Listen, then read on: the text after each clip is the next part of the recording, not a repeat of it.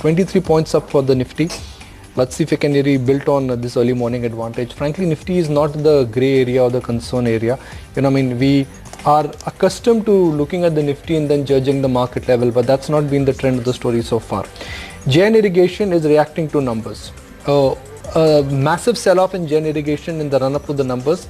The results are acting as a mighty relief for that stock. 91 rupees for JN Irrigation. Dish TV numbers were horrible, and the immediate reaction is evident because 6.5% is what Dish TV has lost post numbers.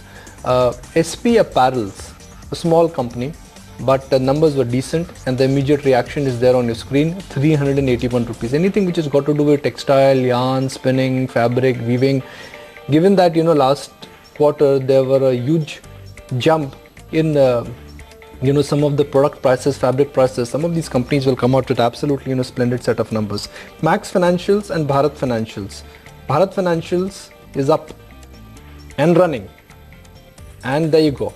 I don't remember when was the last time Bharat Financials went up by 5%. I can proudly say that yesterday ET Now spoke to the management, and the management has indicated, and I guess not indicated, but they've acknowledged that they've appointed a consultant, and the consultant is going to come out with a report on whether they need to get out or they need to merge with someone else. Max Financials, let's look at it, and then I'll give to Tanveer. Max Financials yesterday knocked off more than 10%, and today this one is making a comeback. Raymond, let's bring that stock up, on back of that issue, 9% down. 603, and we'll talk about this again. Almost 57 rupees shaved off. There has to be a way in which shareholders voice their opinion and their disagreement, or perhaps just their discontentment as well. And I think the stock price says it all. BEML, the government finalizing defense policy, was expected to be higher. It's trading higher. HDIL, GS Singapore has bought a few shares in the business, nearly 30 lakh at that, so 3.5% up on HDIL. Equitas, and there's been some fund action there as well. Cinnamon Capital has bought about 1.4 crore shares. Equitas is up about 1.25%, and we've already spoken about SP Apparels. That one is also holding out in trade. From among the index name, Adani Port has a good open. Nikunj flagged off Lupin, 6% lower, but I think there's going to be slightly more pain as the market adjusts to the new reality of earnings. Aurobindo is cracking about 1%. Cipla ahead of numbers. If you could just take a look at that one too.